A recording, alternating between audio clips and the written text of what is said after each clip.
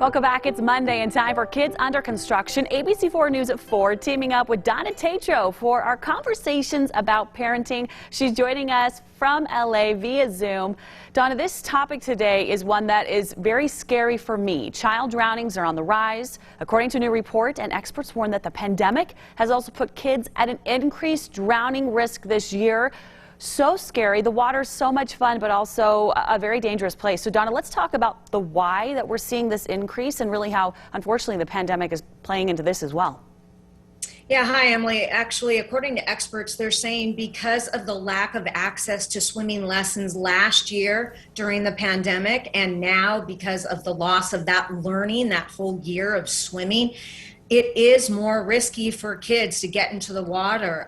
Also, right now, lessons are booked up, so a lot of people can't get lessons. So one thing that experts are saying is to just try to get your kids in the water safely and to start, getting them used to the water. But remember that there is that lag of a year that they haven't been in the water, they haven't had those lessons, and that's what's happening right now. I think we're all seeing the importance of so many things in our life, and swimming lessons being one of them, that is a skill our children need. And let's talk about drowning. It doesn't look like what you think it's going to look like. Unfortunately, it can be so silent and happen so quickly that we might not be aware of it until it's too late. So let's talk about that, Donna.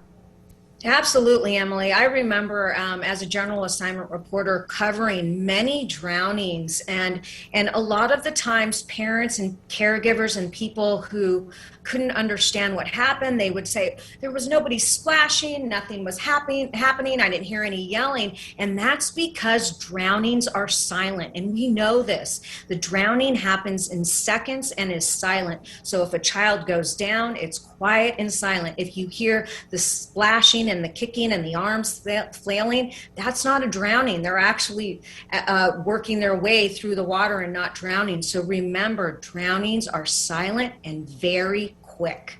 And that's what I think is the scariest part of all of it, is it could just, you literally turn your head for just a moment and the worst could have happened. Let's talk about parties and gatherings. So fun in a lot of places, and people are feeling more comfortable thanks to vaccines to get back together. But just because there are a lot of people at a pool or in an area with water doesn't necessarily mean you have a lot of people watching your child. So let's talk about the importance of being especially aware in those settings.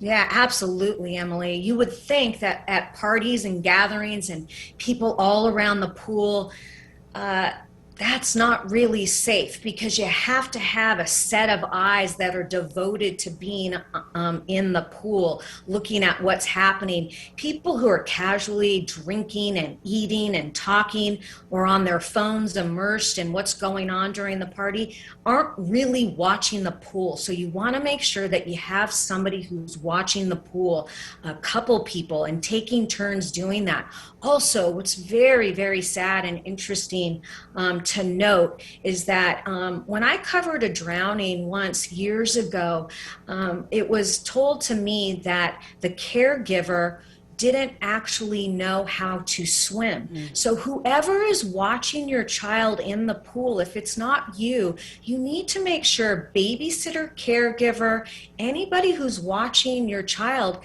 actually knows how to swim, so that in case there's an emergency, they can jump in the pool and save your child. So remember that. Ask. Do you know how to swim? Do you know how to save my child's life? Do you know CPR? So these are things that we have to ask caregivers, babysitters, whoever is watching our child in the pool. Such a good reminder. And I think to add to that, maybe sign up for a CPR class yourself. Try to get those kids in swimming classes. And then if you have a pool yourself, or you're going to a friend's pool, just make sure there's that gate around that big body of water. These little things are so important, right, Donna? Absolutely. Just making sure that you have all the safety precautions available. Those gates around the pool, do the gates work?